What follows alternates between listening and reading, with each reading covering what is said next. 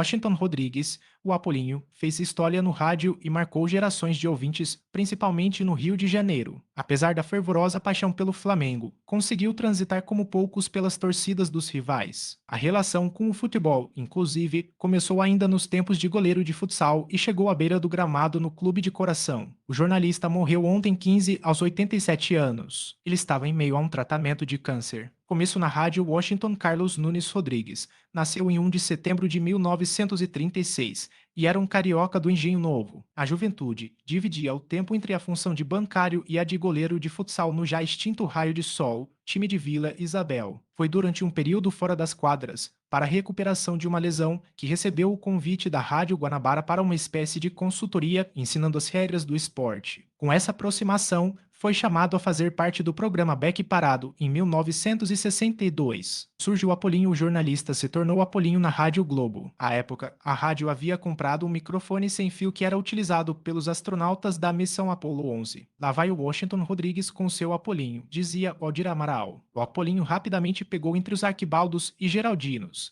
expressões cunhadas por ele e que mostravam o jeito descontraído e cativante que levava aos ouvintes. Técnico do Flamengo, radialista se tornou técnico do Flamengo, Clube do Coração, em 1995, ano do centenário do rubro-negro, e comandou a equipe que tinha Sávio, Comário e Edmundo no ataque. Apolinho lembrou como foi o convite em papo com o OL em 2015. Estava jantando com o Vanderlei Luxemburgo, afiliado de Apolinho e ex-técnico do time naquele ano, e o Kleber Leite, presidente, me convidou para encontrá-lo em um restaurante. Imaginei que queria conselhos sobre o momento do time e fui preparado para sugerir a contratação do Tele Santana. Ninguém queria pegar o Flamengo. Papo varou a madrugada, até que por volta das 3h30 havia um prato virado na mesa e sem uso. Kleber me disse que tinha um nome e pediu para que virasse o prato. Quando vi que era o meu, tomei um susto e perguntei se ele estava brincando. Pensei rápido e aceitei. Washington Rodrigues fez algo diferente no banco de reservas. Pediu um aparelho de TV para acompanhar a partida. A vida inteira eu vi o futebol de cima. É uma coisa, onde ficam os treinadores, não se tem a noção do conjunto. Eu, ao menos, não conseguia enxergar.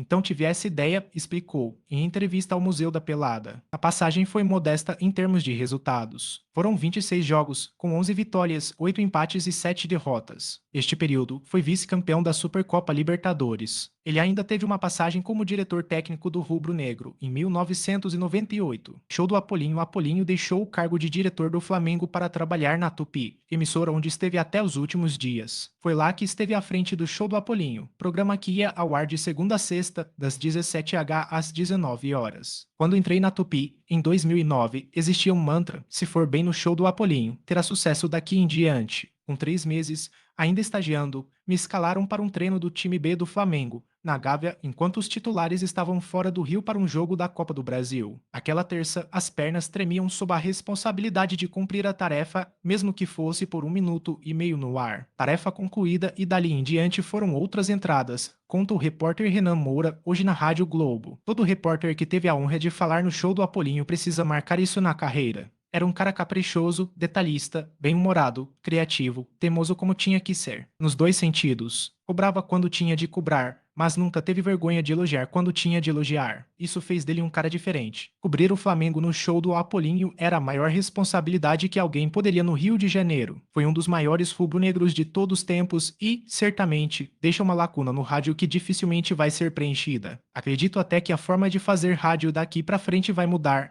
já que temos um parâmetro que não está mais em vida, ressalta Marcos Coelho, da Rádio Tupi. Cordões Apolinho foi autor de diversos verões que ultrapassaram a barreira do rádio e do futebol. Chocolate para se referir a uma vitória com placar elástico foi uma deles. Passou de diversos outros como briga de